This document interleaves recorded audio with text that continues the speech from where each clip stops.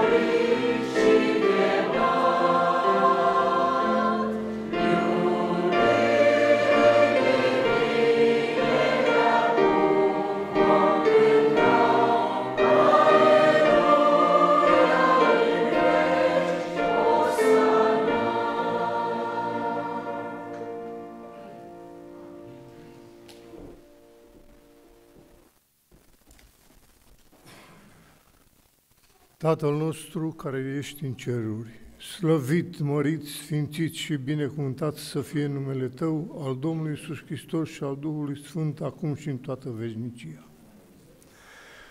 În numele și în meritele Domnului Iisus Hristos venim aceste suflete să-ți aducem închinare, mulțumire și recunoștință pentru harul de viață, de sănătate, de ocrotire și pentru că ne-ai adus în locul acesta unde implorăm prezența Duhului Tău Sfânt în mijlocul nostru. Te rugăm în mod special să binecuvântezi cuvântul Tău, să binecuvântezi servul care îl folosești, îmbracă-l cu putere de la Tine și fă, Doamne, ca cuvântul să fie rostit ca din partea Ta. Te rugăm să binecuvântezi pe cei care sunt bolnavi și sunt lipsă din locul acesta. Lasă ca prezența și bucuria sabatului să domnească peste fiecare suflet în parte. Ajută-ne, Părinte Sfânt, să plecăm plini de bucurie și Duh Sfânt din locul acesta. Îți mulțumim pentru toate, te lăudăm, te preamărim acum și dorim în toată veșnicia prin Domnul Iisus. Amin.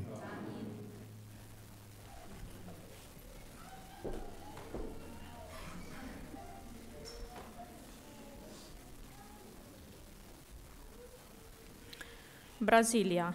Fernando trăiește în Giotu, în Brazilia. Adesea avea probleme la școală și în cartier. Fiind provocat, odată a sărit în spatele unui camion în mișcare, dar a căzut și aproape că a murit. Mulți oameni spuneau că Fernando era o cauză pierdută.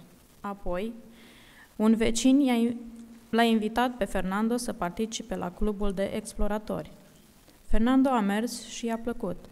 Curând, mama lui a observat cum comportamentul lui se îmbunătățea. Cei de la școală sunau mai rar pentru problemele lui. Mama lui era mulțumită. Dar când Fernando a cerut să fie botezat, mama a ezitat. În acea seară, mama lui Fernando a avut un vis în care i s-a arătat că Dumnezeu lucra în viața fiului ei și că trebuia să îl oprească, dacă el dorea să-l urmeze pe Dumnezeu. La scurtă vreme după botez, băiatul pe care mulți îl numeau o cauză pierdută i-a condus pe părinții lui la Domnul. Exploratorii l-au schimbat pe Fernando și întreaga familie pentru întotdeauna. Frații diaconi se rugați să facă strângerea darurilor și a zecimilor.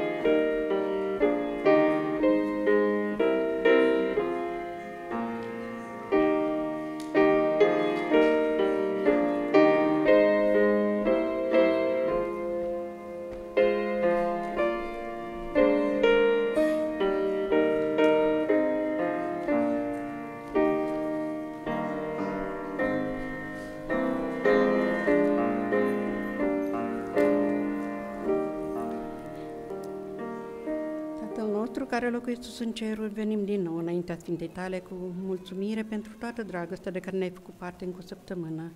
Îți mulțumim pentru sănătate, pentru crotire și pentru toate binecuvântările Tale, de unde aducem aceste umile daruri înaintea Ta. Te rugăm să le mulțești, să le folosești acolo unde este nevoia cea mai mare și lucrarea Ta să încheie cât mai curând și Tu să vii să ne iei acasă. Acum, în această oră, te rugăm să pregătești inimile noastre pentru cuvântul Tău, care va fi rostit de fratele de aici, de la Amvon, și să ne dai înțelepciune să folosim timpul care ne-a mai rămas de trăit pe acest pământ într-o trăire sfântă și curată a adevărului Tău. Pentru tot ce ai făcut și faci pentru noi, prin Domnul nostru Iisus Hristos, Duhul ți aduce toată lauda, mulțumirea și închinarea Tatăl iubit, Mântuitor iubit și Duh Sfânt. Amin.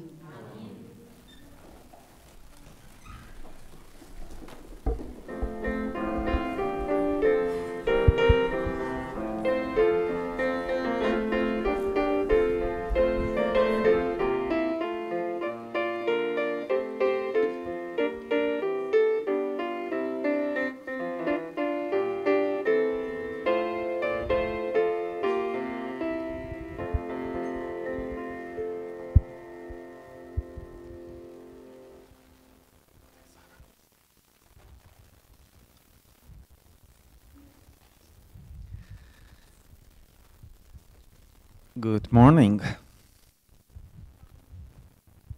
That was really lame. Good morning. Still. Good morning. Can you do it louder? Go ahead. Good morning, church. Yes? We're going to say good morning, church, because you are in front right here. How many of you know what freedom or liberty is? Kind of tough, huh? What about when your mom says you can't do that?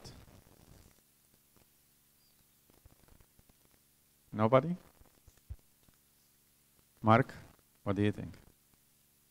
When dad says, nope, can't do that. And you want to do it. He should listen to you. That's good. Hey, dad, listen to him. So, you see, he's telling you to do nothing or something or that you want to do, correct? So let me ask you this. If Sarah, come here, because I talked to her earlier. Come sit down. Let's say I'm telling Sarah, she came here because she wanted. Correct? You wanted? Yes. Yes, she did. She wanted to come here because I talked to her earlier, so she would not be scared. But if I tell her, Sarah, you can't leave me ever, would something be wrong? What do you think, Mark? No? But Sarah is not my daughter. Do you think that will be wrong? If I tell you, you come here and sit beside me and you never leave, what exactly I do? I infringe upon your liberty, correct? Liberty is what Jesus Christ gave us. We can go to Him if we want, and we can leave Him if we want to. Now, how many of you will say, I don't want to go home? Any? Sarah? Yes. Do you want to go home? No. You don't want to go home? Do you love your mom? Yes. So do you want to go home to her? Yes. So what makes you want to go home, for example? What do you think? Come on, kids. Your parents, do you love your mom and your dad? Do you love your grandma? Is it nice to be at home? So let's say if you're been traveling somewhere and it's far and then you come home and you relax, how does it feel?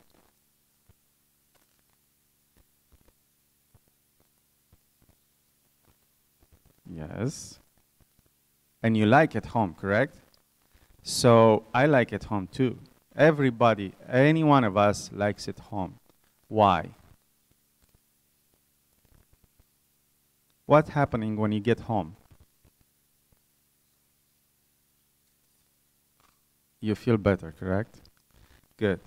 So how many of you want to go home? But I didn't tell you which home. So would you like to go home with Jesus forever? Would you like to be there? Or would you like to exercise your freedom and say, no, I don't want to go home? Because I tell you what, I would love for Jesus to come to take me home. I belong with Him. And I think all of us belong with Him. So freedom, it's an amazing thing given to us by God. We can choose to refuse Him, or we can choose to be with Him. Thank you, Sarah. You want to pray? Dear Jesus, thank you for this day. Help nobody to get hurt. Heal the ones that are sick. And thank you for the people that could be here today.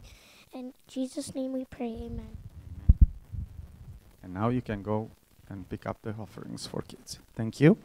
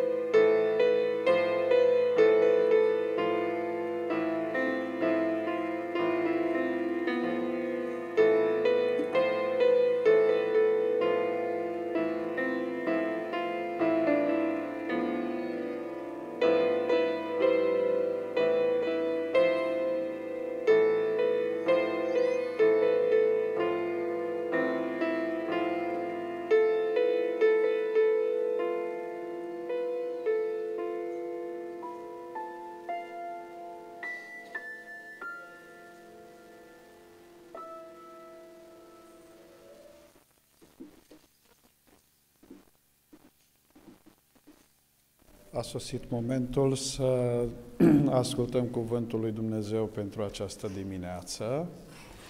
Înainte de aceasta am să invit pe Claudia și pe Dariana să ne citească în română și în engleză textele de bază sub care vor fi rostite cuvintele lui Dumnezeu în această dimineață. Please.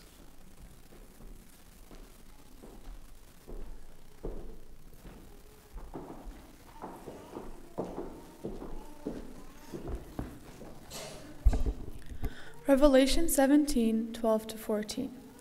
The 10 horns which you saw are 10 kings who have received no kingdom, but they receive authority for 1 hour as kings with the beast.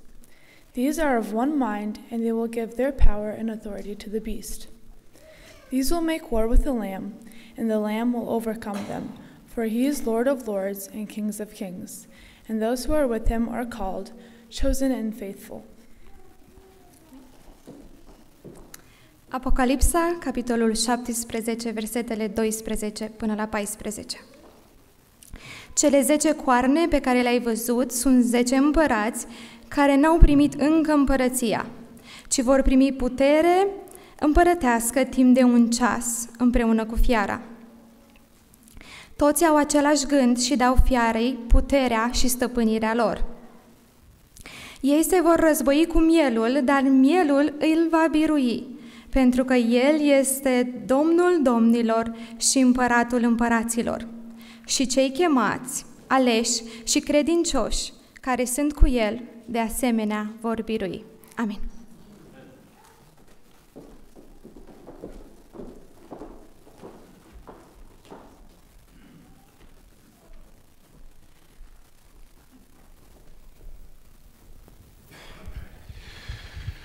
Bună dimineața și pacea Domnului tuturor! Sunt bucuros să fiu în această dimineață, în locul acesta, alături de un bun prieten. Împreună cu Greg am petrecut câteva săptămâni foarte frumoase în România cu câțiva ani în urmă și am avut ocazia de a merge împreună și a vizita diverse locuri din țară, diverse universități, unde Greg a vorbit la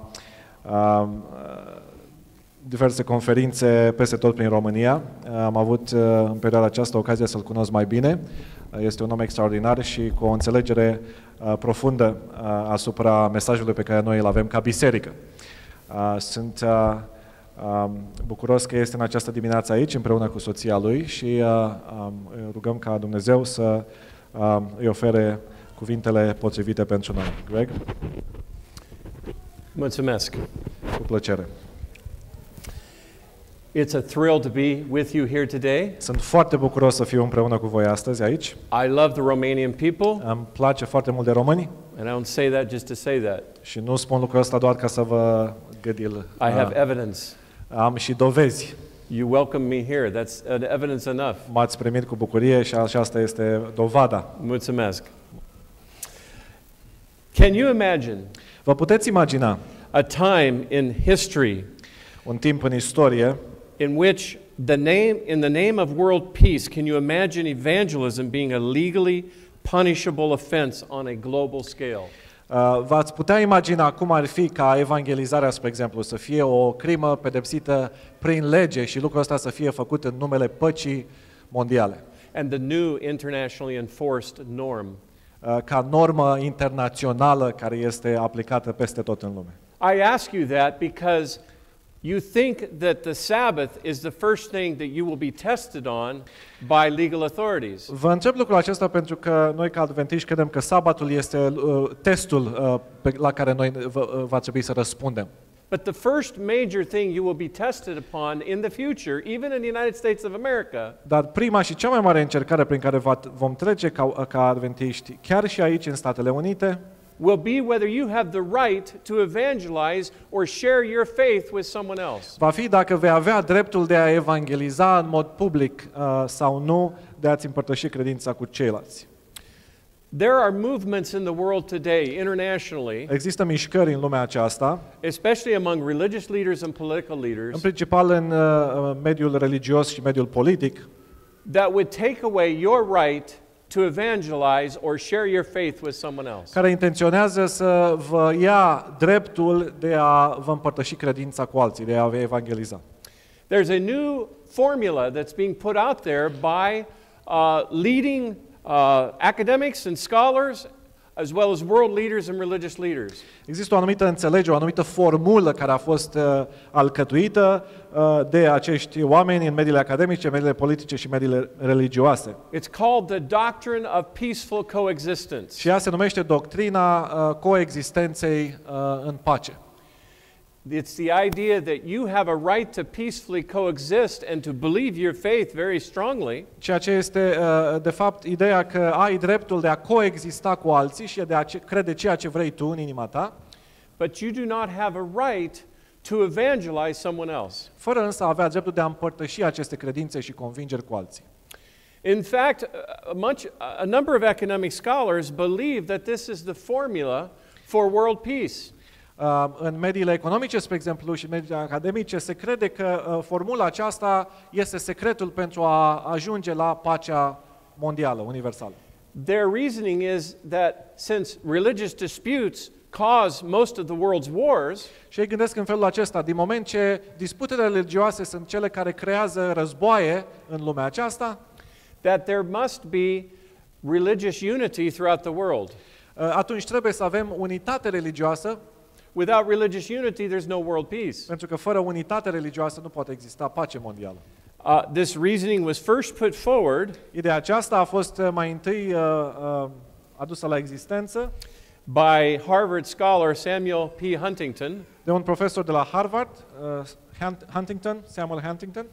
And he wrote a Pulitzer Prize winning book, The Clash of Civilizations and the Remaking of World Order. Care a scris această carte pentru care a obținut premiul Pulitzer pe care el o prezintă aici. He argued that most countries in the world, most nations, și el spune că majoritatea țărilor din lumea aceasta do not truly respect the Universal Declaration of Human Rights. Nu respectă cu adevărat Declarația Universală a Drepturilor Omului. Especially when it comes to religious freedom and free speech rights. În special când vine vorba de libertate religioasă și dreptul de a vorbi liber.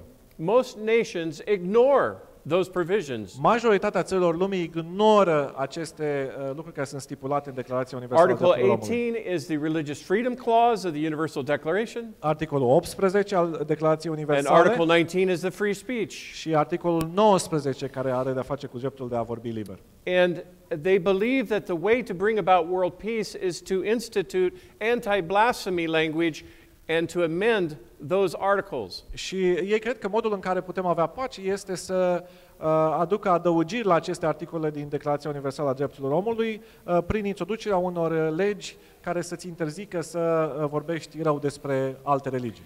The Organization of Islamic Cooperation, or the OIC, Organizația pentru Cooperație Islamică, OIC, 57 Muslim nations, alcătuită din 57 de națiuni islamice, have been lobbying the United Nations for the last 15 years. În ultimii 15 ani au încercat din greu să facă acțiuni de lobby la Națiunile Unite to amend Articles 18 and 19 of the Universal Declaration of Human pentru Rights. ca articolul 18 și articolul 19 al Declarației Universale să poată fi schimbat și să se adauge la ele lucruri care s-a to include anti-blasphemy law language. Să includă cuvinte care să interzică să vorbești rău despre o altă religie. Which would give any nation the right to punish its citizens for sharing their faith with anybody else. Și directa consecință a lucrului acestuia este faptul că îi dă dreptul oricărei țări să pedepsească pe aceia care vorbesc liber despre convingerile lor religioase. That the best way to maintain peace is to prevent any sheep stealing from another church. Și ei zic că cea mai bună modalitate de a avea pace este să interzică să furi membrii de la alte biserici. And to condemn as a hate crime any disparaging or any negative comments about the history of another church. Și să declare ca hate crime, crimă împotriva umanității, să vorbești liber despre convingerile tale religioase care sunt diferite de ale altora. They have failed. The OIC, the Organization of Islamic Cooperation, has failed. Această organizație nu a avut succes până la data aceasta. According to an article in the Review of Faith and International Affairs, În urma unui articol publicat în acest jurnal, which is an academic journal, un jurnal academic, there is an article by a scholar from Brigham Young University. Există un articol aici scris de un profesor de la Brigham Young University, Brett Scharfs, Mr. Scharfs, who also spoke at our General Conference event on the World Congress on Religious Freedom and Human Rights in Fort Lauderdale just last August. Autor care a ținut o prezentare la ultimul congres al libertății religioase organizat de Conferința Generală undeva în Florida anul trecut. This is not an Adventist publication. Aceasta nu este o publicație adventistă. But he writes in here about how the Organization for Islamic Cooperation has tried to amend Articles 18 and 19. Dar dânsul descrie în acest articol cum această organizație a cooperației islamice a încercat să schimbe articolul 18 și 19 al Declarației Universale. And they nearly got it passed through both the Human Rights Council and the General Assembly. Și aproape că erau gata să reușească să aprobe aceste schimbări la Națiunile Unite. But they didn't quite reach the 2/3 votes needed to Numai că pass. pentru aceasta era nevoie de 2/3 din voturi pentru a fi aprobată această schimbare și n-au avut 2/3 They din came voturi. very close every year, but fell În short. fiecare an, când au încercat, au fost foarte aproape să obțină voturile necesare, însă n-au avut niciodată 2/3. In 2011, United States Secretary of State Hillary Clinton În 2011, pe atunci secretarul de stat Hillary Clinton defeated their attempt. a învins această intenție a lor și n-au reușit să o And aducă la saved îndeplinire. your right to evangelize anyone internationally. Și în felul acesta ne-a ajutat pe fiecare dintre noi să avem în continuare dreptul acesta de a vorbi în mediul public despre credința noastră. It came about with United Nations Resolution 1618. Rezoluția Națiunilor Unite 1618. But the OIC, the Organization of Islamic Cooperation, keeps trying to amend. Această organizație încearcă în continuu să schimbe. They don't give up. Ei nu renunță. And according to the United States State Department's annual report on religious persecution around the world, și așa cum raportul secretarului de stat care îl scot în fiecare an iterează, the biggest concern that they have is that nations, more and more nations, are adopting laws that restrict your right to share your faith with someone else. Acest raport al Departamentului de Stat arată cum în fiecare an din ce în ce mai multe națiuni, din ce în ce mai multe țări restricționează dreptul și libertatea oamenilor de a-și exprima public credințele religioase. The whole idea of religious tolerance versus the full constitutional guarantee of religious freedom is gaining steam in order to so-called gain world peace. Și ei preferă cuvântul toleranță religioasă în locul cuvântului libertate religioasă în sensul absolut al cuvântului, toleranță religioasă pentru a avea această pace universală. It's the idea that if I just merely tolerate you, go ahead. Și aceasta este ideea că dacă te-aș tolera, if I just merely tolerate you, the next day I can say, okay, I don't like your religion.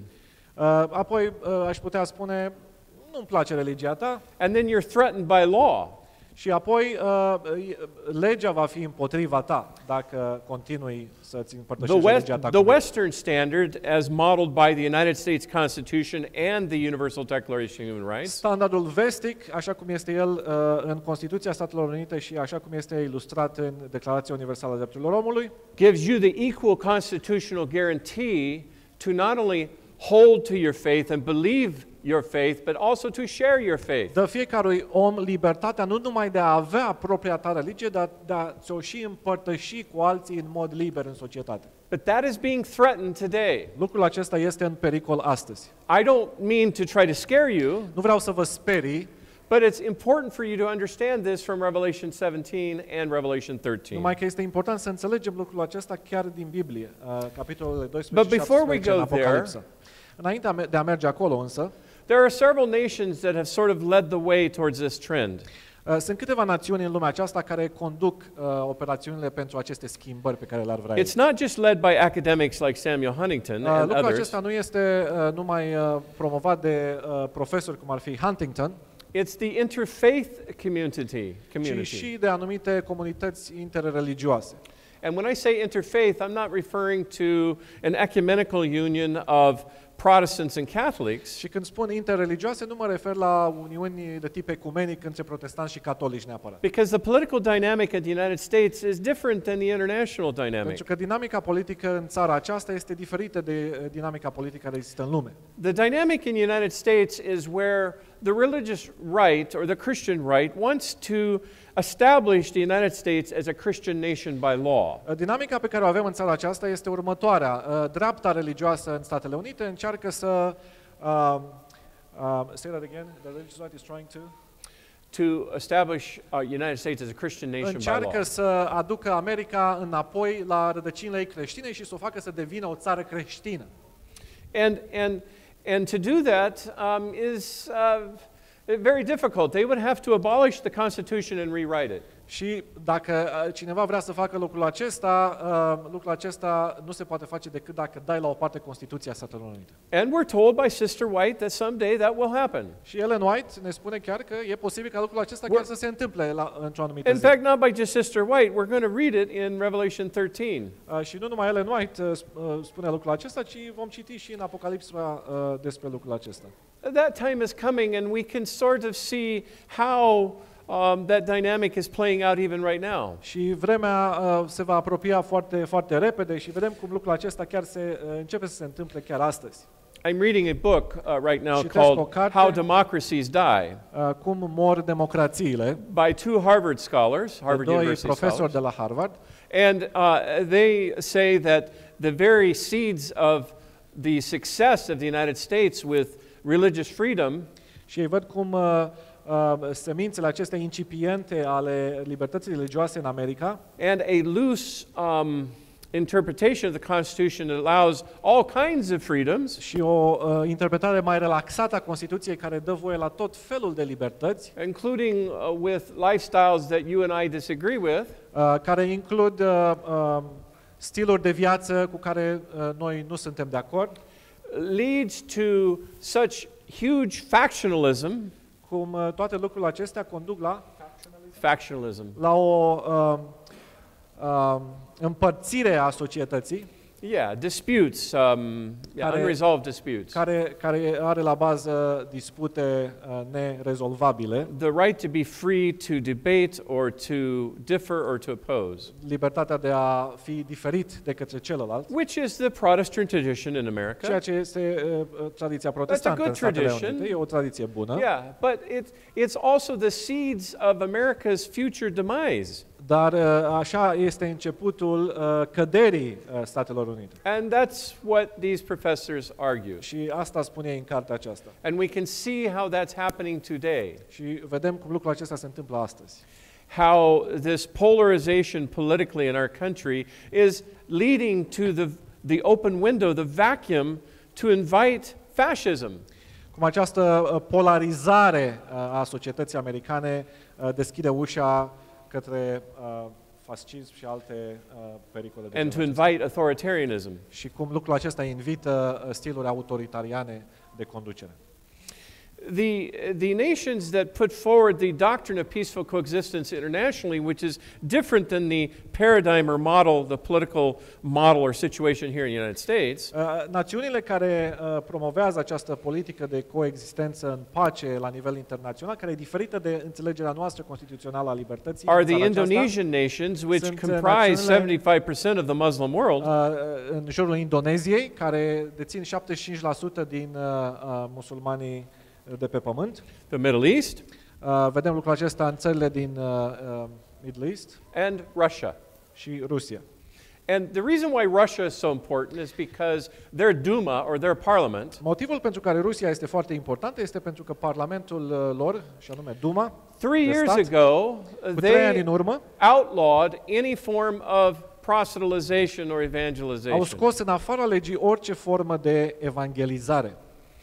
As Samuel Huntington points out in his book, The Clash of Civilizations, Așa cum Huntington arată în cartea lui, and as I learned in my own experience in Romania, așa cum am învățat mergând în România, spre exemplu, the word proselytize in Eastern Europe and all the way over to Asia means to coerce. Prozelitism, așa cum este el înțeles în Europa de Est și în Asia și în alte locuri, înseamnă a forța pe cineva să devină ca tine. In Western democracies, în democrațiile vestice, the right to proselytize just means that you have the right to freely share in the free marketplace of ideas. Dreptul de a face prozelitism în vest este înțeles ca dreptul de a îți exprima liber opiniile, inclusiv cele religioase. In other words, competition is good. Adică, cum ar fi, competiția e un lucru bun. You have a right to share your faith. I have a right to share my faith. We have an exchange of ideas. Să-ți împărtășești credința, eu am dreptul să-mi împărtășesc credința mea cu tine și în felul acesta schimbăm idei. And nobody is punished for it. Și nimeni nu este pedepsit pentru lucrul acesta. It's a good deal. E un lucru bun. But that's not the way it is in the rest of the world. Numai că nu asta este realitatea în restul lumii. As some of you know. Așa după cum unii dintre dumneavoastră you know this very well from personal experience, many of you. Din experiență personală. All right, so you know what I'm talking about. Știți despre ce vorbesc. But this is what Samuel Huntington points to, is this idea that this clash of civilizations between this Eastern interpretation of what it means to evangelize or proselytize in the Western has to stop. Și așa cum acest autor spune în această carte a lui, acest conflict al civilizațiilor, există o diferență între Est și Vest și această diferență trebuie să înceteze. He argues that in order for there to be world peace, the Western world needs to lower its constitutional standard. Și el spune că pentru a avea pace la nivel internațional, Vestul trebuie să dea mai jos standardul pe care îl au și să-și îl facă să fie exact ca cel din Est. To compromise with the Eastern standard. Pentru a putea avea a se compromite suficient de mult pentru a putea ajunge la același numitor comun. This doctrine of peaceful coexistence. Aceasta este doctrina coexistenței în pace. Imagine that all of you represent all the religious leaders in the world. Să ne imaginăm că noi aici reprezentăm pe toți reprezentanții libertății religioase din lume. And you're gathered in one room together. Și că cu toții suntem în aceeași cameră, împreună. This is how the doctrine of peaceful coexistence works among religious leaders. Cam așa s-ar aplica această doctrină a coexistenței în pace. If you wanted to share your faith, dacă tu vrei să-ți împărtășești credința cu mine, you would have to ask for permission of everybody in the room. Va trebui să mergi la fiecare individ prezent în sală și să obții permisiunea fiecăruia în parte pentru a-ți putea exprima convingerile religioase. If one person objected, you would not be able to share your faith. Dacă unul din 200 nu este de acord ca tu să-ți împărtășești convingerile religioase cu ceilalți, atunci nu ai voie să le împărtășești cu nimeni. That's the Indonesian model. Aceasta este modelul indonezian. And it's a model that's been backed by Pope Francis I. Și acesta este un model care a fost susținut și aprobat chiar și de Papa Francesc I. And it's a model that was at first, during his early years of his presidency, championed by President Barack Obama. Și este exact modelul pe care președintele Obama în primii ani, când el a fost președinte, pe care el l-a promovat, modelul indonezian. I write about this in two different articles in two different issues of Liberty Magazine. Am scris două articole diferite în această revistă a Libertății Religioase despre lucrul acesta. And President Barack Obama, when he went to Indonesia to speak in Jakarta in 2010 to praise them for their efforts at democracy, președintele Obama a mers în Indonezia și a ținut un discurs în 2010 și i-a lăudat pe indonezieni pentru această realizare. He praised their new constitution, which was known as Pancasila. I-a lăudat pentru noua lor Constituție pe care tocmai o votaseră, numită Pancasila. Which was a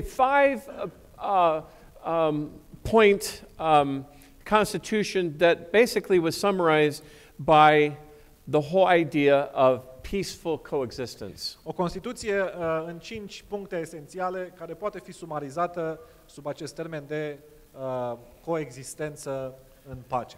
basically saying that you Catholics, you Baptists, you Protestants, you Hindus, you who have different religions, you have a right to peacefully coexist, but if you share your faith, we will punish you and beat you. Și Constituția indoneziană practic spune, voi baptiștii și catolicii și indienii și adventiștii, cu toți aveți dreptul să fiți în țara asta, să existați și să credeți ceea ce vreți. Dar dacă vă împărtășiți credințele voastre cu alții, legea vă pedepsește. We will cane you and fine you. Vă vom da amenzi, vă vom trimite la închisoare și așa mai departe.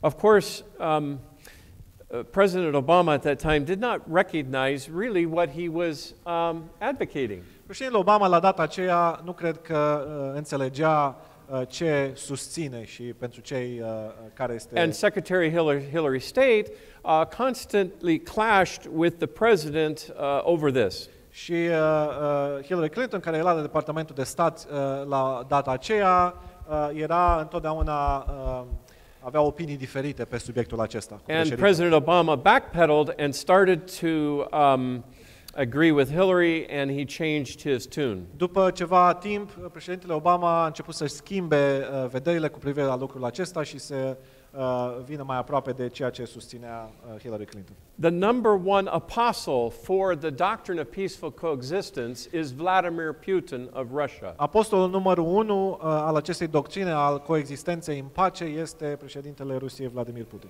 The Russian Orthodox Church, along with Vladimir Putin, have come together to put forth this law in their parliament that does not allow anybody to proselytize someone else. Biserica Ortodoxă Rusă împreună cu președintele Putin au făcut ca această lege să fie dată în Rusia, unde nu ai voie în mod legal să-ți exprimi opiniile religioase în mediul public.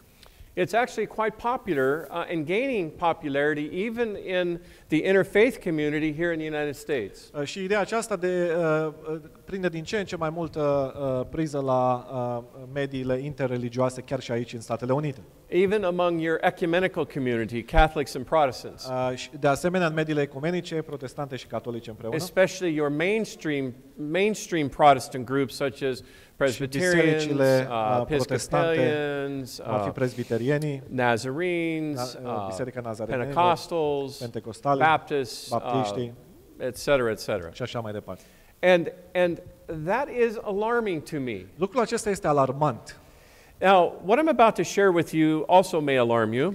Ceea ce vă voi prezenta în continuare e posibil să vă alarmeze și pe dumneavoastră. It's easy for you to see a conspiracy into this. Și e ușor pentru unii să vadă o conspirație în ceea ce am să vă spun. But you have to understand that sometimes people take risk to do certain things. Dar trebuie să înțelegem că uneori oamenii își asumă riscuri foarte mari pentru a face un anumit lucru sau pentru a spune un anumit lucru. I am a member of the Council on Foreign Relations.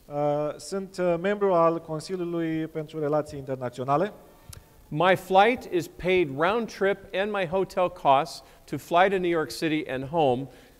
Și această organizație îmi plătește biletul de avion să merg la New York și să vin înapoi acasă. To attend the annual Religion and Foreign Policy workshop sponsored by the Council on Foreign Relations in New York City. La New York pentru a participa la discuțiile care au loc în acest Consiliu al Relațiilor Internaționale. I am the only Seventh-day Adventist at this event. Sunt singurul adventist care participă, e membru al acestui Consiliu. And this particular conference, which will be May 8th and 9th, și următoarea noastră întâlnire, care va avea loc mai 8 și 9, is the 12th conference. Este a 12-a conferință de genul acesta. 12 years in a row. I've been to 8 of them. O organizează. Am fost la 8 dintre cele 12 în ultimii 12 ani. And every year that I go, they emphasize this doctrine of peaceful coexistence as being the model, the formula for world peace. Și în fiecare an, când mă duc și particip la discuții, în fiecare an acest Consiliu îmbrățișează din ce în ce mai mult și vorbește din ce în ce mai mult despre această idee de coexistență în pace. It is co-sponsored and funded by the United States State Department. Este sponsorizată în parte și de Departamentul de Stat al Statelor Unite. And the important thing to remember is that previous secretaries of state for the United States State Department, such as Madeleine Albright, Colin Este Powell, important de înțeles că foștii secretari de stat, Condoleezza Albright, Rice, Powell, Rice, Hillary Clinton, John Kerry, Kerry, and then it stopped with Trump. Și lucrurile s-au oprit. The funding stopped. Trump președinte și nici măcar bani And nu so mai dă this pentru year lucrul I'm acesta. paying for my own trip, Așa că anul acesta plătesc din buzunar pentru călătoria mea la New York. but they're putting me up in a hotel. Numai că mă They're pun la paying the hotel. cost of my hotel. Ei plătesc So, hotel. you know, Lucrurile se schimbă. there's a little bit of disorganization at the State Department right now, Dezorganizare mai mare la Departamentul de and Stat especially acum, in the White House. mai ales la Casa Albă. They're just not completely together. It's total chaos. E un haos total. But that's Dar, another asta e story un altogether. alt subiect. But in the meantime, Între timp, I want us to look at what the Bible says about how the people of the international community are looking to religious leaders for answers and not their political leaders. hai să vedem din Biblie cum oamenii se vor uita la liderii religioși pentru a-i conduce, People don't trust politicians anymore. pentru a le da soluții, pentru că oamenii nu mai au încredere în politicieni. They like their religious leaders, but not their politicians. Oamenilor le place mai mult de liderii lor religioși decât de politicieni. It's the last form of institutionalism they can support. E ultima formă de instituționalizare pe care ei o pot susține. But even young people today, I mean, Biserica. surveys show that young people today don't even trust their own churches.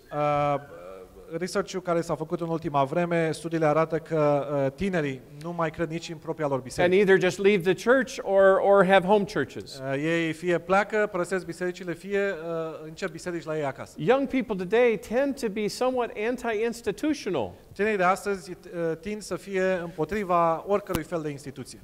But nevertheless, when it comes to understanding Bible prophecy, Însă când vine vorba de înțelegerea profeției biblice, we have to understand how political leaders are turning to religious leaders for answers to solve today's problems, today's crises. trebuie să vedem cum liderii politici cer ajutorul liderilor religioși pentru a le oferi soluții pentru a rezolva problemele din societate. They look to religious leaders like a crystal ball as if that can solve the world's problems. Și folosesc pe liderii religioși cumva ca un minge de cristal pentru a le oferi soluția ideală pentru problemele societății de astăzi. If you don't think that the Archbishop of Russian Orthodox Church, Kirill, Dacă nu and credeți că people Kiril, like Pope Francis, episcopul și liderul don't have bisericii power and influence, they do. ortodoxe sau Papa Francisc nu are Religious leaders influență have more asupra political politicului, power and clout than you realize. liderii religioși au din ce în ce mai multă influență politică asupra mediului politic.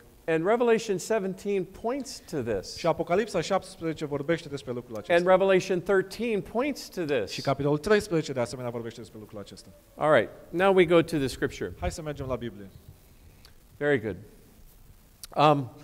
What we have here in Revelation 17 is where it says, the 10 horns you saw are 10 kings who have not yet received a kingdom, but who for 1 hour will receive authority as kings along with the beast. Here is a dynamic, a political dynamic regarding the world that we don't often understand. Aici în versetul 12 avem o dinamică a lumii noastre pe care de multe ori nu o înțelegem. I come to you not so much as a theologian, even though I am a pastor, Chiar dacă sunt pastor, nu vin în fața voastră ca un teolog neapărat, but I also come to you as a legal scholar and a political scientist. ci vin de asemenea ca unul care a studiat foarte mult în domeniul științei politice și care sunt interesat în So mediul I acesta. bring a different perspective and a different interpretation than, say, perhaps some others. Și pentru motivul acesta aduc o interpretare oarecum diferită textului decât majoritatea. I have a very unorthodox view. Am un punct de vedere mai puțin ortodox sau But normal. one that is accessible and one that I think you can Dar understand. un punct de vedere care cred că este foarte accesibil și pe care cred că îl veți înțelege. One of the things that Richard Haas, the president of the Council on Foreign Relations, does at every workshop La fiecare conferință la care merg la New York, de care v-am spus, președintele acestui consiliu de fiecare dată spune câteva lucruri he aceleași lucruri. introduces each workshop by getting up and saying the political leaders of the world are panicking because they don't know how to solve the world's problems. El deschide fiecare întâlnire anunțând și spunând că următorul lucru: liderii politici la ora asta nu știu cum să rezolve problemele societății. They're looking more towards religious leaders and they're saying that if we're ever going to secure world peace, we must unite. De aceea ei cer liderilor religioși să le ofere ajutorul și soluții pentru a rezolva problemele universale, mai ales când vine vorba de pace și război. And we must eliminate and destroy the troublemakers. Și pentru a avea pace trebuie să scăpăm de ăștia care fac probleme. And of course their definition of terrorists can vary. Și definițiile lor referitor la cuvântul terorist diferă de la unul la altul. And it's not hard for us to understand how in the last days Seventh-day Adventists could be singled out. Și nu este greu de înțeles cam cât de ușor este în zilele din urmă ca, spre exemplu, adventiștii să poată fi identificați ca de ăștia care fac probleme. Because of our refusal to stop evangelizing or proselytizing. Cel puțin din cauza faptului că refuzăm să ne oprim din a face evangelizare. You see, this creates a dynamic that we often miss when we study Bible prophecy. Lucrul acesta creează o dinamică pe care s-ar putea să nu o prindem atunci când studiem profeția What I'm biblică. telling you is very real. It's not a conspiracy. Ceea ce vă spun este foarte adevărat, nu e o conspirație. It's happening on the ground as we Se speak. întâmplă astăzi în lumea noastră. It's like the international world is like circling the wagons like Indians shooting bows and arrows around the pioneers behind the wagons. E o situație de genul celora când indienii înconjurau un cerc din acesta de căruțe care se veneau spre vest și trăgeau din orice poziție către ei. Circling the United States. Comunitatea internațională se învârte în jurul Statelor Unite and influencing it in ways that are detrimental to the world community. Și ne influențează în moduri care ne sunt în dezavantaj. In the effort to bring about world peace, și efortul acesta de a face pace la nivel mondial, they will limit your religious freedom. Din această încercare ne vor limita libertatea religioasă. And that's prophetic. Și lucrul acesta este profetic. We must understand that. Trebuie să înțelegem lucrul acesta. The 10 horns you saw, what are they? Cele 10 coarne pe care le-ai văzut, ce sunt ele? You know, it's easy to read all kinds of things into this, and we have to go back to Daniel 2 and the image there in Daniel 2, the King Nebuchadnezzar's image. Oamenii oferă foarte multe interpretări, însă trebuie să mergem înapoi la Daniel capitolul 2. And we know the head of gold representing Nebuchadnezzar, and then știm că capul de aur breastplate of silver representing Medo-Persia, and then brass representing Greece, and then of course the 2 legs of iron Grecia și representing the 3 historical empires of Rome, the ancient Roman Republic, the Rome of the Caesars and the Holy Roman Empire. Și Sfântul Imperiu Roman. And then the 10 toes representing Europe. Cele 10 degete reprezintă Europa. And then this stone cut out without hands that destroys all earthly kingdoms. Fără mână, fără implicarea vreunei mâini omenești și distruge toate aceste lucruri. The stone representing Jesus Christ. Piatra reprezentând pe Iisus Hristos. Well, these 10 toes are essentially the equivalent of 10 kings imagery in Bible prophecy. Aceste coarne sunt echivalentul celor 10 regi din profeția biblică. We see them again in Daniel chapter 7. Îi vedem din nou în capitolul 7 din Daniel. And the little horn that comes up in the midst of them, care vine din mijlocul lor, representing Rome and the Vatican that speaks blasphemous things, Vaticanul care spune lucruri seeking to change de times and care laws, încearcă să schimbe timpul și legile, seeking to change the Sabbath from Saturday to Sunday, sabatul de sâmbătă către duminică, and speaking all kinds of blasphemous things. Și care vorbește tot felul de lucruri blasfemitoare. So we often think of the 10 kings here, even in Revelation 17 verse 12, as Europe. Și în mod tradițional, Apocalipsa 17:12, cei 10 împărați ne referim la ca fiind de Europa. But by the time you get to Revelation 17, it's much more global. Numai că lucrurile devin din ce în ce mai globale. It cannot just be Europe. Nu poate să fie doar Europa. It cannot even be the European Union, which is right now falling apart. Nu poate să fie numai Uniunea Europeană, care la data asta se cam In fact, the image in Daniel 2, we're told that the 10 toes would not cling one to another. Why? Because unity would never last. De aceea ni se spune în Daniel că cele 10 degete niciodată nu vor face corp comun, pentru că unitatea de tipul acesta nu poate exista. But here it says there's world unity for an hour. Numai că aici ni se spune că există unitate mondială pentru o oră. And what are they united on? Și care sunt motivele care îi unește? It says they receive a kingdom for 1 hour. Spune aici că au primit împărăția pentru o oră. They will receive authority along with the beast. Au primit autoritate împreună cu fiara. Now, what is the beast? Ce este fiara? We will learn from Revelation 13 what the beast is. Apocalipsa 13 ne spune clar. The beast is a threefold union. Fiara este o unitate în trei. Three powers. Trei puteri. Three world powers. Trei puteri mondiale. Okay? The United States of America. Statele Unite. Roma, with its wound healed, prophetic wound healed, de moarte care a fost vindecată, and its prophetic wound, meaning its diplomatic wound, is healed. Această vindecare înseamnă că diplomația lucrează și which we'll talk about in a second. Și vorbim mai târziu despre asta. And then that fire that comes down from heaven to earth in full view of men in Revelation 13:13. Apocalips 13, acel foc care vine din cer. That represents the charismatic movement. Care reprezintă mișcarea carismatică. The religious world. The religious world. Lumea religioasă. The spiritual world in which they come together to become the largest lobby and the most powerful influence. Lumea spirituală care se unește pentru a deveni cea mai influentă forță. Basically telling world leaders what to do. Care în principal le va spune liderilor lumii ce să facă. Guiding them and directing them because world leaders, political leaders have come to them for answers. Și asta pentru că liderii politici vin la ei pentru a le cere soluții. Especially to Rome. În special Roma. And this makes sense for us as Seventh-day Adventists who understand it this way, but that's why I love our message. De asta îmi place mesajul nostru. Lucrul acesta este de înțeles pentru noi ca adventiști.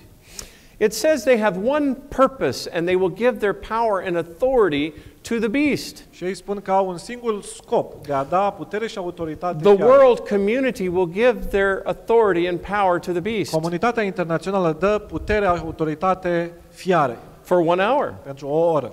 But we don't know what that hour is. I mean, some people, they've got it all figured out and they know what it is. Noi nu știm ce este ora aceasta. Mulți își oferă opinii. As my grandpa used to say, it just means it's quick.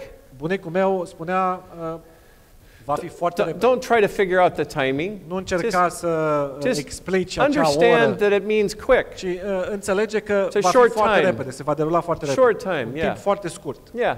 So they have one purpose. What is that purpose? Care este scopul lor, deci? Well, the purpose is connected to the fact that they're going to wage war against the Lamb, but the Lamb will triumph over them because he is Lord of Lords and King of Kings, and with him will be his called, chosen, faithful followers. So they seek to stop something. Scopul lor este să facă război cu mielul, dar mielul îi va birui pentru că el este Domnul domnilor și Împăratul împăraților. Și de asemenea, cei care aparțin mielului vor fi biruitori în acest conflict. They believe that there are certain groups of people that are preventing world peace. Acești oameni cred că există anumite grupuri în lumea aceasta care sunt piedica pentru a avea pace mondială. And so they make war against them. Și vor face război împotriva acestor grupuri. And yet the person that will fight for them is Jesus.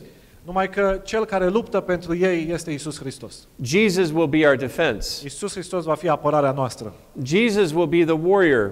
Iisus va fi războinicul. And no man, no kingdom, no nation can take on Jesus Christ. Și niciun om, nicio împărăție, nicio națiune nu poate să biruiască pe Iisus Hristos. Amen. So, who are these 10 kings again? Cine sunt acești 10 împărați? I've tried to figure that out. Am încercat să ofer explicații. I don't have all the answers, but n-am toate răspunsurile. But I look to the United Nations Security Council. Dar mă uit la Consiliul de Securitate al Națiunilor Unite. And there are 5 veto powers. Sunt 5 națiuni care au putere de veto. Only 5. Numai 5. And that's United States, Statele Unite, Rusia, China, Britain, and France. Marea Britanie și Franța. All your nuclear powers. Okay? Toate so it doesn't quite meet the 10 standard, right? Deci asta nu prea s-ar aplica aici la ăștia 10.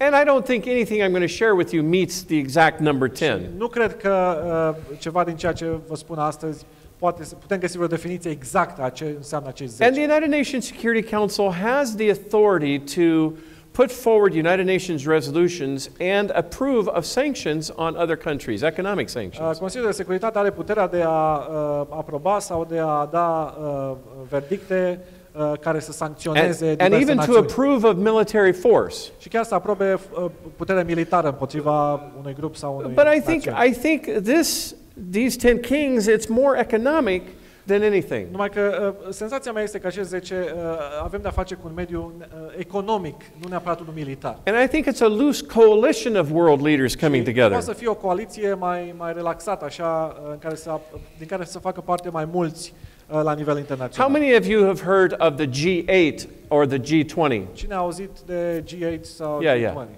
So they get together and they discuss Acestea sunt big topics. țări, lideri ai țărilor din lume care se And întâlnesc din când în când it's just și the discută, world leaders meeting with each other. Despre problemele majore, lideri ai lumii care se vorbesc despre Which in many ways has more power than the United Nations.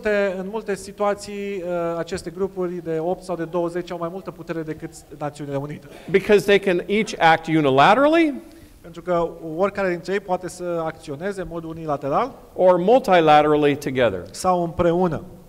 And you know, when you think of those powers, now the G8, they've reduced that to G7 because Russia has been a bad boy. A fost până acum grupul de 8 și s-a restrâns la 7 pentru că Rusia a ales să meargă pe o altă cale. Yeah, so when you look at who these 10 kings are, când încercăm să identificăm cine sunt acești 10 împărați, they are a significant body that for 1 hour, putem spune că ei formează un corp comun care pentru o oră, in a loose coalition that acts in a multilateral way, that is, they act together, formează o coaliție care are aceeași agendă, to make war against all those who will not conform to their formula for world peace. Și anume să lupte împotriva acelora care nu se conformează definiției lor de pace mondială. Which I believe is this doctrine of peaceful coexistence. Eu cred că e această doctrină de coexistență în pace. You have a right to peacefully coexist with your faith, but you don't have a right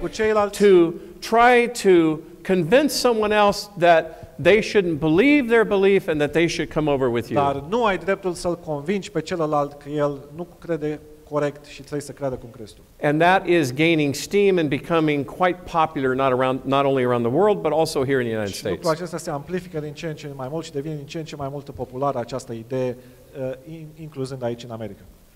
So, when you think of these 10 kings, we have to think of it in global terms. Așadar, când ne referim la acești 10 împărați, trebuie să ne referim la ei în termeni care au de-a face cu latura mondială.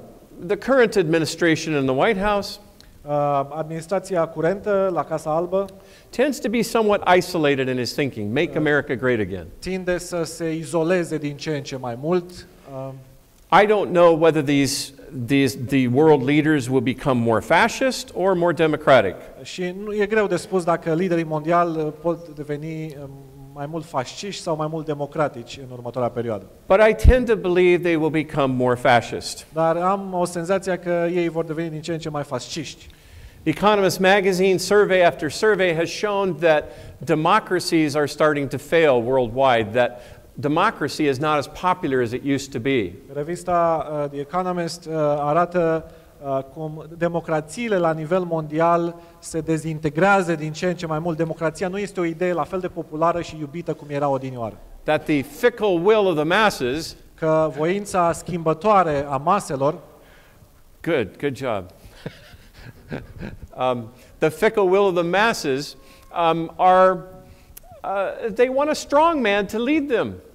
Cere ca să aibă un forțos la putere care să-i conducă. The liberal academic world is poo-pooed, is not important. Lumea academică liberală nu contează ce spun ei. And the average working man seeks to look to a strong man to lead them. Și omul normal, omul muncii, are nevoie de un lider puternic. It's not unlike peasant uprising and revolutions that have taken place all throughout world history. Nu este ca revoluțiile de tip țărănist, unde oamenii s-au ridicat și s-au răsculat împotriva celor puternici. And that seems to be happening right here in the United States. Deși se pare că avem ceva de genul ăsta în țara noastră acum. But more and more democracies are starting to fail because of this uprising. Democrațiile sunt pe cale de a se distruge din cauza acestor noi idei care apar.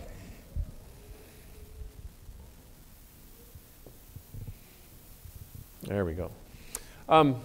Okay, now let's go to Revelation 13. Haideți să mergem în capitolul 13 din Apocalipsa. In Revelation 13, we have almost the exact same window, but with a different description in terms of prophecy. Avem o situație similară aici, numai cu o descriere puțin diferită a profeției. Revelation 17 was the big picture. Apocalipsa 17 are de-a face cu imaginea largă. Revelation 13 gets us into the details. Apocalipsa 13 discută detalii. Savvy? Understand? E okay? Do you understand? Înțelegeți ce Everybody is spun? following? Okay, good. That's good. I needed to know that. Aveam nevoie să știu că mă Thank you. urmăriți. Mulțumesc. So, Revelation 13 is interesting because Capitolul acesta este interesant pentru you că can't understand Revelation 13 without understanding the first 10 verses. nu poți să înțelegi capitolul dacă nu citești primele 10 versete. So I'll give you a brief summary of the first 10 verses. Iată un sumar al primelor 10 versete. Very short. And it goes like this. Basically, there's this beast that rises up out of the sea. Avea fiara care iese din mare. And the sea, according to Scripture, according to Revelation 17:15, represents many nations, languages, tongues, and peoples. Marea, în interpretarea noastră profetică, înseamnă multe națiuni, mulți oameni, mulți a great mass of people, o masă mare de oameni. And representing Europe. În Europa, spre exemplu. And pilgrims fled for religious freedom purposes to the New World. Părinții fondatori au plecat din Europa către o lume nouă. We have the picture in Revelation 12 where the dragon is chasing after the woman and the woman is caught up by the sea. Avem imaginea în Apocalipsa 12 unde femeia este diavolul merge după ea, să o distrugă și marea o acoperă. And is rescued by the sea și o salvează. And the earth, it says. Și pământul de asemenea. This earth shows up again in Revelation 13 verse 11. Acest pământ apare din nou în versetul 11 din capitolul 13. But before we get there, we have to understand who this beast of Revelation 13 verses 1 to 10 is. Înainte de a ajunge la asta, trebuie să înțelegem care este fiara aici în primele 10 versete. This beast is one in which it says the whole world wondered after it. Spune că întreaga lume se mira după fiară. And that's important to remember because the whole world hasn't exactly cooperated with Rome, but it's almost cooperated with Rome throughout history. Chiar dacă pe parcursul istoriei lumea nu prea a cooperat cu Roma, în multe situații a cooperat foarte bine. Popes have manipulated, dominated and controlled kings and emperors for many thousands of years. Au manipulat, au controlat și le-a spus ce să facă la foarte mulți împărați pentru mii de ani. To be exact, 1260 years. 1260 de ani, ca să fim mai preciși. During the 1260-year prophecy. În timpul profeției de 1260 de ani. And we know that. Și știm lucrul acesta. And so we're told in verse 10 that și ni se spune în versetul 10 he who takes up the sword must die by the sword. Că acela care ridică sabia trebuie să fie pregătit să moară prin sabie. The sword representing political power. Sabia înseamnă putere politică. The church, when it exercised political power, it says that it would die on its own sword. Când biserica folosește putere politică pentru a-și atinge scopurile, se spune că va pieri prin această putere politică. But in this case, not die, but merely wounded. În cazul acesta nu a pierit, ci a fost rănită. And mortally wounded, it says. O rană mortală, ni se spune. So it doesn't quite die. Nu moare. So what is this near-death experience that și atunci, care este această experiență de a aproape să mori? Despre ce este vorba aici? Ce s-a întâmplat? Ce s-a întâmplat cu Imperiul Roman cel Sfânt? Ce s-a întâmplat cu papii? Ce s-a întâmplat cu Vaticanul? How did it lose its power? Cum și-a pierdut puterea? Well, we know in prophecy that when Napoleon came to power, știm din profeție că atunci când Napoleon a venit la putere, he sent his General Berthier to go arrest Pope Pius VI. Și a trimis pe generalul Berthier să-l aresteze pe Papa Pius 1798. And when he did that, și când a făcut lucrul acesta, all your nuncios representing the Vatican that were in other embassies in European nations, toți delegații Vaticanului care reprezentau Vaticanul la toate națiunile Europei au fost chemați acasă la Vatican. And European nations that had diplomats at the Vatican și națiunile Europei care aveau diplomați la Vatican au fost și ei chemați la ei acasă. You see, the Roman Catholic Church lost its diplomatic or political power. Și când vine de diplomație, de putere diplomatică, Vaticanul și-a pierdut foarte mult din ea la momentul respectiv. That was the mortal wound of Revelation 13. Aceea a fost rana de moarte din Apocalipsa 13. The reason why I know this is I was reading this book by an Oxford scholar. Am citit o carte de un profesor la Oxford called The Oxford Dictionary of the Popes. Numită Dicționarul Oxford al papilor. And his name is Dr. Kelly. Numele lui este Dr. Kelly. And in there were short biographies of each of the popes. Și acolo se oferă scurte biografii al fiecăruia dintre papii romei. And it was published in 1980, so it went Publicat up în just to John Paul 1980, II. imediat după Ioan Paul al II-lea. And so I go to the biography, a short biography of the history of Pope Pius VI. Și m-am uitat la biografia Papei Pius al VI-lea. And it says that Napoleon took him to a dungeon somewhere in France. Spune că Napoleon l-a luat undeva în afara orașului. The Pope rotted and died. L-a părăsit acolo, a murit. But it says the church had its meeting in, what's the name of that? Conclave? Yeah, conclave, but where is it that they meet? In the Sistine Chapel. They met in the Sistine Chapel. Și liderii bisericii apoi s-au întâlnit la Capela Sixtină. It says the church went on unabated.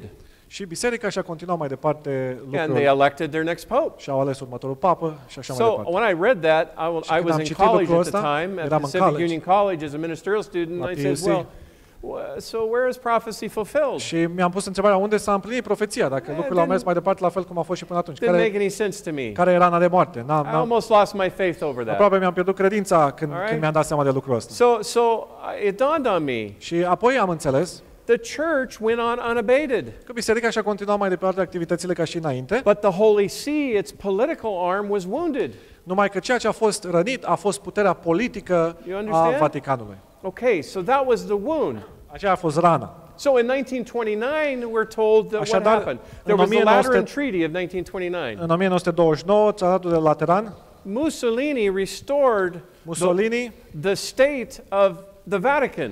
A reinstaurat statul Vatican. Restored its lands, its properties. Le-a dat terenurile înapoi, proprietățile. Which represented a lot of northern Italy, but foarte also multe teritorii din nordul Italiei. But also its 7 acres or however many acres. Dar și cei 7 acri unde este Vaticanul. And restored to it its sovereign nation state status. Și i-a dat din nou statut de națiune suverană. Remember, the Vatican is the Roman Catholic Church is the only church that's recognized as a sovereign nation state or Să nu uităm că Vaticanul este singura biserică care are statut de stat și e recunoscută ca stat suveran pe plan internațional. There was even a special on CNN last Sunday.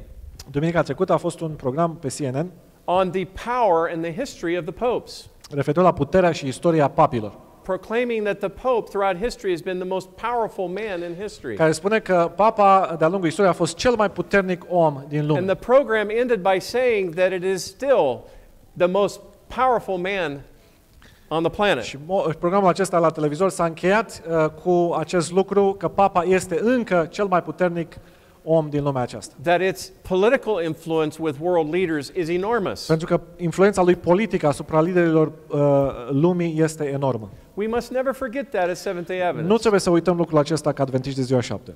And as we look at Revelation 13, especially verse 11, și când privim la Apocalipsa 13, cel puțin versetul 11, we look to the history of another beast that comes along. Vedem istoria unei alte fiare care vine. That appears lamb-like almost. Care apare cumva ca mielul. But speaks like a dragon. Dar vorbește ca un balaur. And the key identifier for this nation is the word earth. Lucrul care identifică, cuvântul care identifică cine este fiara aceasta este cuvântul pământ. Where else in world history did people flee from to come to the new world to secure religious freedom? Când în istoria noastră, de unde au venit oamenii și unde au ajuns pentru a-și asigura libertatea religioasă? The historical record is clear. It was America, the new world. America este noul pământ pentru oamenii aceștia. We know that the Pilgrims came, later the Puritans, and the rest is history. We know that brief history. Oamenii au fugit din Europa și au ajuns aici în lumea nouă, pe pământul acesta nou. But the earth is key because it comes after Revelation chapter 12, where the Protestant church or those seeking religious freedom came to this new world, the earth, the new world. Așadar, această lume nouă este pământul identificat în Scriptură, unde oamenii au venit să-și găsească But libertatea. there's two other identifiers with this word earth that you may not be aware of. Mai există încă două lucruri pe care s-ar putea să nu le This știți. word earth is very important. Cuvântul acesta, pământ, e foarte important. You see, in what would become the United States of America, but even before the United States of America, to be a citizen, you had to own property. You had to own earth. Chiar și înainte de a se forma Statele Unite, ca să existi, ca să stai aici, trebuia să deții pământ, să ai proprietate. No other nation, no other part of the world had that kind of arrangement. Nowhere in the În world. nicio altă națiune pe pământ nu exista această idee de a deține pământ. Countries were either controlled by oligarchs Țările aveau la conducere fie dictatori or feudal lords, sau oameni care conduceau în mod despotic. and the only property you owned was to rent. Și dacă vroiai pământ, singura modalitate de a avea pământ este să plătești taxe. But here in this new world, the stăpân. idea of owning your own property Numai că aici, was very pe attractive. pământul acesta, puteai să ai tu pământul tău, terenul tău. Și lucrul acesta a atras foarte mulți oameni. Most people came to America, the new world, for not only religious freedom, but economic freedom. Mulți oameni au venit în țara aceasta nu numai pentru libertate religioasă, dar și pentru libertate economică. We forget that. Uităm lucrul acesta. And so the word earth is very significant here. Așadar, cuvântul pământ e foarte How important many aici. of you have heard of the great land rush of the early 1800s in the United States? Câți dintre voi ați The auzit Oklahoma de land rush, fuga aceea okay? după You pământ could din go sfârșitul anului and stake out 1800? your own property and Care call it ajungea primul yours. acolo și înfingea un stâlp, Hundreds of ăla era thousands terenul of tău. acres. It was great. Puteai să ai sute mii de acri în felul acesta. But it was also a great time of lawlessness where somebody could A fost come de on and asemenea steal your land from you and kill you. Un timp foarte periculos, că oricine putea să That's vină why să te they omoare, call să it the spure Wild pământul. Wild West, you know, De-aia se cowboys, numea vestul Indians, sălbatic aici. you know, cowboys, Indians, the whole bit. Cowboy și indienii. Yeah. So that's the sort of the lore that makes up American history. Asta este unul dintre lucrurile care e foarte interesant pentru And cei how care vin many of you aici. have heard of the Great Gold Rush? You've heard of Câți dintre that? voi Okay, ați in auzit de history. timpul All în care right. oamenii fugeau să găsească it's- aur? It's all connected to this word earth and Totul conectat cu această idee de pământ. which identifies right here in prophecy that Identificat this is chiar the aici în United States profeție. of America. Că aici este vorba de Statele Unite ale Americii. But there's another identifier. Mai există încă un punct. It said he had two horns like a lamb. Dacă are două coarne, ca mielul, Horns represents powers. coarnele reprezintă putere. And the powers here were an experiment that no other nation on earth Și in Earth's Statele history had Unite ever done. a fost un experiment pe care nicio altă națiune în lume nu l-a făcut. A constitutional separation of church and state. Separarea constituțională între stat și biserică. And people who try to join it together are apostate. Și cei care încearcă să unească statul cu biserica sunt apostați. Be careful that you don't get caught up into trying to unite church and state. Să nu încercăm să unim biserica cu statul. You are of the Roman power if you believe in uniting church and state. Dacă crezi în unirea bisericii cu statul, ești de natură catolică, romană. You would not be a faithful Adventist. Nu poți fi un adventist credincios și să crezi în unirea bisericii cu I, statul. your religious liberty leader, am here to tell you that. Eu, liderul de libertate religioasă aici, în partea asta, vă spun lucrul It's acesta. very important that you remember that. E important să ținem minte lucrul acesta. Because we can get easily fooled. Pentru că putem fi prostiți foarte ușor. It says in verse 11 there that he would also speak like a dragon. Se spune însă că vorbește ca un balaur. That this country would do many contradictory things. Lucrul acesta înseamnă că în țara asta putem vedea lucruri foarte contradictorii. How many of you have heard the history of the Trail of Tears? Câți ați auzit de istoria aceea cu The forced călătoria removal of the Cherokee Indian Nation tribe. lacrimilor, când By statul a dat President la o Andrew parte Jackson. pe indienii Cherokee și i-a exterminat. How many times has our country acted unilaterally De cât de multe ori țara noastră a acționat unilateral to punish and destroy nations? pentru a pedepsi și pentru a distruge pe alții. Our nation is more and more beginning to speak like a dragon. More Țara and more. noastră din ce în ce mai mult începe să vorbească ca un balaur. And the biggest identifier as to our nation speaking like a dragon is Punctul critic care identifică țara noastră că vorbește ca un balaur is the contradiction of our ideals that believes in liberty for everyone, and yet we own slaves. We own slaves, our country did. Cel mai lucru care spune cel mai mult este, spre exemplu, suntem o țară care credem în libertate, însă în același timp în istoria noastră oamenii au fost sclavi în țara Our asta. country had a history of slavery, and that was Țara noastră truly are a istorie de contradiction of our values. sclavie, contrar principiilor Constituției. It was a contradiction of Thomas Jefferson's statement that we were all created equal. All men are created equal in the Declaration of Independence. Declarația Independenței spune că toți oamenii au fost creați egali și în același timp au fost sclavi în țara asta unii dintre noi. Okay, so it says that this country, Protestant America, the United States of America, would exercise all the power and authority of the first beast. Și se spune mai departe în verset că această țară, această putere va avea toată autoritatea primei fiare. How would the United States of America Cum ar putea become like Statele Unite Rome? să devină ca Roma? How? How is that possible? Cum este posibil? It's very simple. I'll read something to you from Ellen White. Vă voi citi ceva pe care scrie Ellen White. Give me a second. Numai o secundă. Here we go. It's from the Great Controversy, page 443. Pagina 443. Let me read it to you. It's a very important reference for you to remember. Foarte important de ținut minte acest pasaj. Great Controversy, page 443. Marea luptă, 443 pagini. In order for the United States, she says, ca Statele Unite, in order for the United States to form an image of the beast, să devină această imagine a fiarei, an image in the likeness of Rome, această imagine la fel ca Roma, the religious powers must so control the civil government. puterile religioase trebuie să controleze atât de mult guvernul that the authority of the state will also be employed by the church.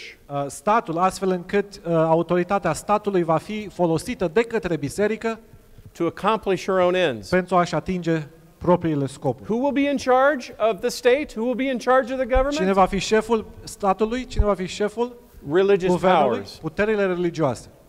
Do you see how Revelation 13 coincides with Revelation 17? Vedeți cum Apocalipsa 13 cu 17 sunt pe aceeași pagină. Political leaders are looking to religious leaders for answers. Liderii politici se uită la liderii religioși și așteaptă de la ei răspunsuri. Religious leaders will manipulate, dominate and control political leaders. Astfel încât liderii religioși vor ajunge să controleze, să manipuleze, să domineze pe liderii politici. After all, the political leaders have invited them to do so.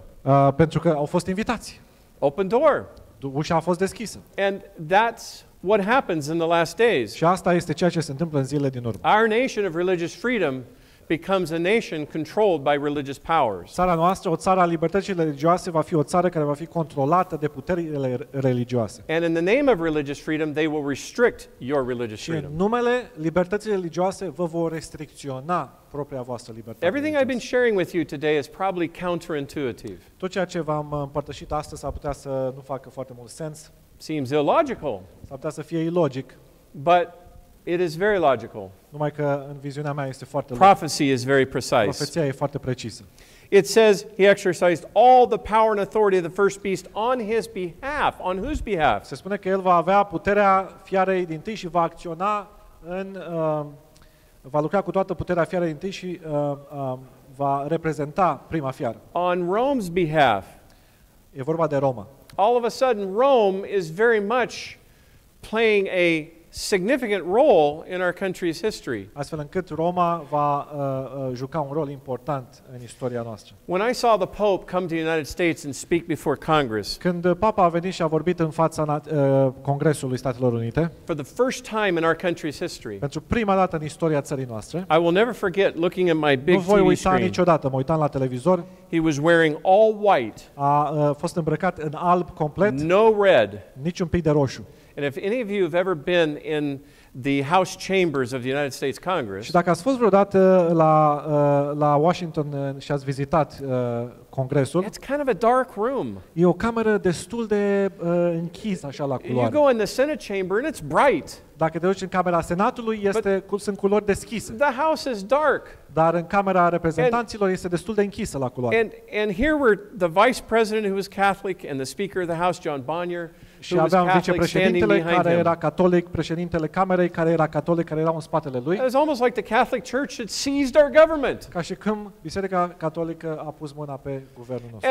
And there he was in all white, glowing. Și acolo era strălucea așa îmbrăcat în alb. as if he was an angel sent by God from ca și când heaven. ar fi fost un înger trimis de Dumnezeu din ceruri. It was amazing. It was the most amazing thing I had ever seen in my lifetime. Cel mai interesant lucru pe care l-am văzut în viața And I mea. haven't seen anything yet to compare with it. Și n-am văzut de atunci nimic care să se compare cu lucrul acesta. I even took a picture on my TV screen Chiar and am he făcut o glowed poză. like an angel. Chiar am făcut And o it was poză la crystal televizor când clear. mă uitam și a apărut așa un glow, o strălucire în jurul lui. Boy, it was amazing. Foarte uimitor. So, Așadar, it says it made the earth and its inhabitants worship the first beast whose fatal wound had been healed.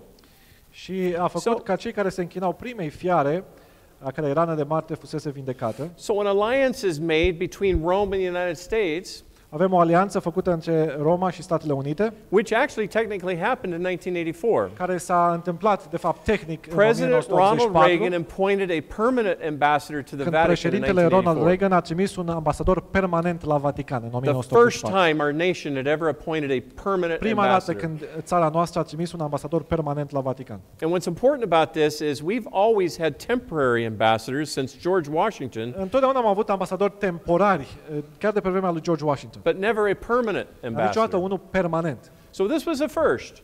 A fost pentru prima dată. It was huge. Un lucru foarte important. Let me tell you why it was huge. Haideți să vă spun de ce a fost foarte important. You see, when Pope John Paul II became Pope in 1978, Când Ioan Paul al II-lea a devenit papă în 1978, the Vatican, or the Holy See, only had 38 countries in which it had ambassadors to. Vaticanul avea ambasade în numai 38 de țări ale lumii. Only 38 countries. Numai 38 de țări. At the end of the Pope's reign, La încheierea mandatului acelui papă, there were 187 Vaticanul avea ambasade în 187 de țări. ambassadorships to other countries and vice versa. Și acele 187 aveau reprezentanți ambasadori la Vatican. Indeed, the wound has been healed. Rana de moarte era vindecată. And here it suggests that alliance has already come. Biblia ne spune că această alianță deja a fost făcută. You could even see it in the United States between Protestants and Catholics. Poți să o vezi foarte clar, chiar și în Statele Unite, între protestanți și catolici. I have another video in this slide program, Am un video aici în acest which I don't have time to show you, pe care n-am timp să vi-l arăt acum. but it's Rick Warren on YouTube, Pastor Rick Este Warren, Rick Warren, un video pe YouTube, where he says and proclaims that there's no difference between the Catholic Church and unde el Protestants. spune că nu există diferență între Biserica Catolică și Bisericile He Protestante. says, we both love Jesus and that's all that matters. El zice, cu toții îl iubim pe Iisus Hristos și asta este tot ceea ce He contează. says, we don't need to know anything else. Forget about what you believe. That's not what's important. Ce Just să that we love uităm Jesus. ce credem noi în mod specific, îl iubim pe Iisus și asta este cel mai important lucru. And then he says, Protestants and Catholics are united on 3 political arenas. Protestanții și catolicii, spune el, sunt uniți în 3 zone de We're against politic. abortion, we're against gay marriage, Suntem împotriva avortului, suntem împotriva căsătoriei între and homosexuali we don't believe in euthanasia. și nu credem în eutanasie.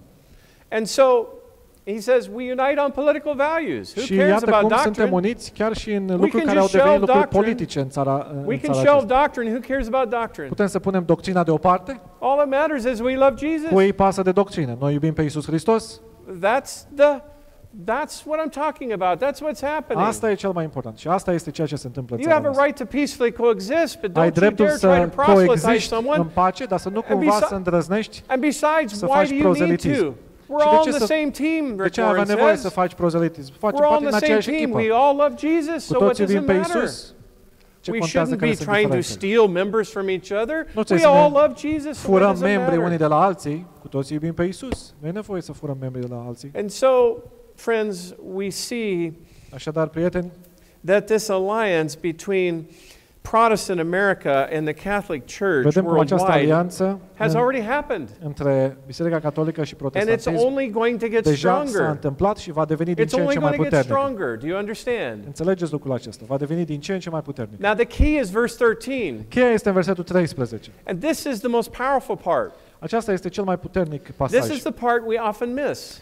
Și un lucru pe care îl pierdem de multe ori. We often just focus on Protestants and Catholics. Pentru că ne oprim la unirea dintre catolici și protestanți. But we forget about the spiritualistic element. Dar uităm de elementul spiritualistic. And I don't mean spiritualism with crystal balls and palm Și nu mă reading. refer la spiritismul de genul minge de cristal și chestii de genul It's ăsta. much bigger than that.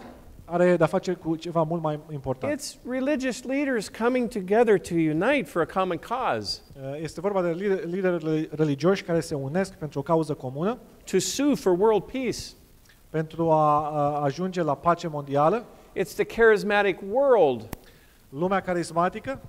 The people that we often forget about in Protestant circles are the Pentecostals, the charismatic, the Assembly of God. Ei sunt cei de care de multe ori uităm când vorbim despre protestanți, de pentecostalii, Assemblies of God. They are the fastest growing world Aceasta influence. este cea mai rapidă mișcare care crește cel mai rapid în ultima vreme. The Catholic Church in Central and South America is alarmed. Biserica Catolică în America de Sud și Centrală este panicată. Pentecostals are converting thousands of Catholics. Pentru că mii și mii de catolici se convertesc la pentecostalism. And you know what is considered the second greatest threat in those countries is the Seventh-day Adventist Church. Și al doilea pericol cel mai mare în acele țări din America Centrală și de Sud pentru Biserica Catolică este și Biserica Adventistă, pentru că este a doua biserică ca creștere. In Chile alone, we are the number one Protestant denomination in that country. Where exactly? Chile. În Chile. Biserica Adventistă este cea care crește cel mai mult. And we're right on the heels of Pentecostalism in terms of numbers and conversions and baptisms. De rata la care crește pentecostalismul, când vine vorba de botezuri și profesiuni de credință. But the difference is that the Catholic Church realizes that it's got to make peace with the Pentecostal movement. Diferența este însă că Biserica Catolică intenționează să facă pace cu mișcarea And so the best way to do it is this doctrine of peaceful coexistence. Și atunci cea mai bună cale pentru a se uni cu mișcarea what better way to bring about world peace than this doctrine of peaceful coexistence? Aceasta penticostală este ideea aceasta de coexistență în pace. Ce idee mai bună poate fi? So this fire that appears to come from heaven, what is it? Așadar acest foc care pare că vine din ceruri. The word fire in Greek is pura. Cuvântul pentru foc în greacă este pyros. And in the Hebrew it's nira. Și în ebraică este nera. It's equivalent to the time of Ahab and the aduceți aminte pe timpul lui Ahab, the priests of Baal and Jezebel and Ahab and Elijah, când Ilie, the big contest on Mount Carmel. Pe muntele Carmel, where the fire came down and consumed the altar, când focul a venit și a consumat including the priests of Baal. Altarul inclusiv pe preoții lui Baal. And that fire came directly from heaven. Acel foc a venit direct din ceruri. This fire, however, according to the Vine's Expository Dictionary, acest foc, așa cum îl descrie unul dintre comentariile biblice, it says that this is no ordinary fire. Spune că nu este un foc obișnuit. That this is an identity or a movement that pretends to be ordained of God. Ci este o mișcare care pretinde că este trimisă de Dumnezeu. It represents a false spiritual enlightenment or a false spiritual outpouring of the Holy Spirit. E o mișcare falsă de iluminare a Duhului Sfânt. And so the charismatic movement is represented here. Și acesta este cuvântul care ne duce către mișcarea carismatică. But not just the charismatic movement. Și nu numai mișcarea carismatică. The word fire in the English has a synonym. Cuvântul foc în engleză are un sinonim. And that's the word light. Și acela e cuvântul lumină. In 2 Corinthians, 2 Corinteni, chapter 11, capitolul 11, verses 13 through 15, versele 13 la 15, Paul said that there would be false apostles who would invade the churches. Pavel spune că vor veni apostoli falși care vor infiltra bisericile. But he says in verse 14, no wonder, for Satan himself comes as an angel of light. Numai că Pavel spune în versetul 14, nu e de mirare pentru că Satana însuși a încercat să devină un înger de lumină. Right here we have Satan attempting to present himself as Christ. Și vă sugerez că aici în versetul din Apocalips avem de a face cu Satana care încearcă să reprezinte pe Hristos, care încearcă să falsifice a doua revenire a lui Hristos. It deceives the whole world. dezamăgind și amăgind pe toată lumea. And it says to those religious and political leaders, you know, those Sabbath keepers who refuse to conform to the standard for world peace, astfel încât el le spune liderilor religioși, adventiștii aceia care refuză să gândească ca noi, refuză să ni se alăture, they refuse to stop evangelizing. care refuză să se oprească din a face evangelizare. That will be the biggest test of our church, my Acela va friends. fi testul cel mai mare al bisericii noastre. It is the number one thing we do as a church is to evangelize, is Pentru it că not? primul lucru pe care îl facem ca biserică este de a face evangelizare. We will be facing a severe test. Vom avea de a face cu un test foarte sever. It says in verse 14, because of the signs he was given power to do on behalf of the first beast. Versetul 14 spune că din cauza semnelor care le putea face, din cauza puterii primei fiare, He deceived the inhabitants of the earth. amăgea pe locuitorii pământului prin It semnele says he care was se given să le power facă. to give breath to the image of the first beast so that it could speak and cause all who refused to worship the image to be killed. I-a zis locuitorilor We must pământului să facă o eliminate these icoană a troublemakers. fiarei care avea rana de sabie și trăia. My friends, Prieteni, this sermon is not an attempt to scare you. Nu am vrut să vă sperii cu lucrurile acestea. It's not a conspiracy. Nu este o teorie a conspirației, ceea ce In vă my prezint. work, it's very important that I mingle with religious leaders În and political activitatea mea leaders. e foarte important ca eu să fiu să mă întâlnesc cu oameni din tot felul de religii. That doesn't make me a Jesuit. Nu înseamnă că sunt iezuit dacă fac Okay? lucrul Doesn't acesta. make me part of a grand conspiracy. Nu înseamnă că fac parte dintr-o conspirație de asta fantastică. It means that the church, according to Ellen White's counsel, is ordained Și înseamnă că biserica este chemată to be involved at those high levels să fie implicată, să se implice la niveluri cât mai înalte posibil. because we are instructed to do so. Pentru că așa suntem, So- ni se cere să facem. I encourage you not to listen to Walter Veith. Așadar, vă încurajez să nu dați crezare unora ca Walter Veith, spre exemplu, Who would make you think that somehow I am a Jesuit infiltrator, care vă spune că eu sunt iezuit și că m-am infiltrat aici în biserică să fac which is lucruri utter nonsense. trăznite. So, the reason why I share these things with you Motivul pentru care vă împărtășesc lucrurile acestea is so that our relationship with Jesus will be one that is so fervent and so solid este pentru că vreau ca relația noastră cu Iisus Hristos să fie atât de solidă, atât de that we will love importantă, the Lord so much astfel that încât îl vom iubi pe Hristos atât de mult, we will treasure the liberty of conscience that He has given us. încât vom pune preț pe libertatea de conștiință pe That care we El will ne-a let dat-o. no man, Și să nu lăsăm pe nimeni, no state, nicio guvern, no power, nicio putere, no religious power nicio putere religioasă stop us from să carrying ne out oprească de a duce la bun sfârșit God's calling in our life to chemarea lui share with Dumnezeu în others viața noastră, să the împărtășim cu good alții news of Christ's love vestea bună a dragostei lui Hristos and of His second coming. și a celei de-a doua veniri. May God bless you. Fie ca Dumnezeu să ne binecuvinteze.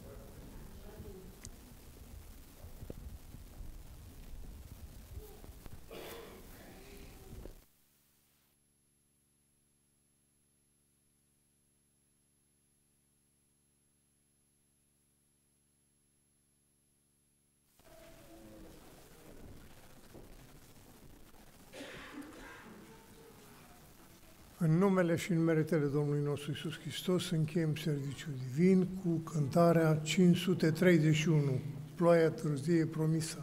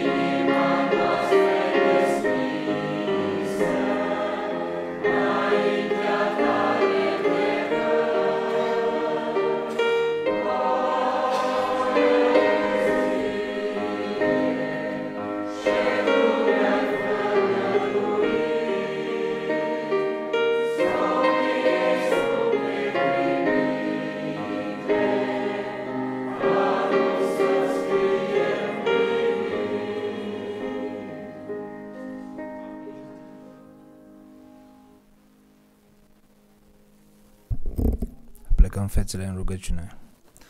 În numele Domnului Iisus, Tatăl nostru, venim în fața mării Tale să-ți mulțumim pentru acest sabat binecuvântat. Îți mulțumim că Tu ne îndrepți privirea în timpul din urmă, când persecuția va veni, ajută-ne să stăm tari, să avem putere din puterea Duhului Tău cel Sfânt, ca să ne poată inspira și să stăm la cuvântul Tău, să facem lucrarea Ta și să fim o lumină pentru cei din jurul nostru. Te rugăm în special să ne binecuvântezi Tu la plecare acum, săptămâna care ne stă în față, să ne ocrotești Tu, călăuzește-ne Tu picioarul și ajută-ne ca să dăm dovadă de copii ai Tăi. Fii cu noi în continuare, te rugăm să binecuvântezi Tu pe cei care călătoresc în săptămâna aceasta, să fii Tu cu ei, oriunde se găsesc, și te rugăm pentru alimentele care ne așteaptă, pentru cina care urmează să o împărtășim. Îți mulțumim pentru aceasta, că Tu ne dai mâncare dumnezeiască, mâncare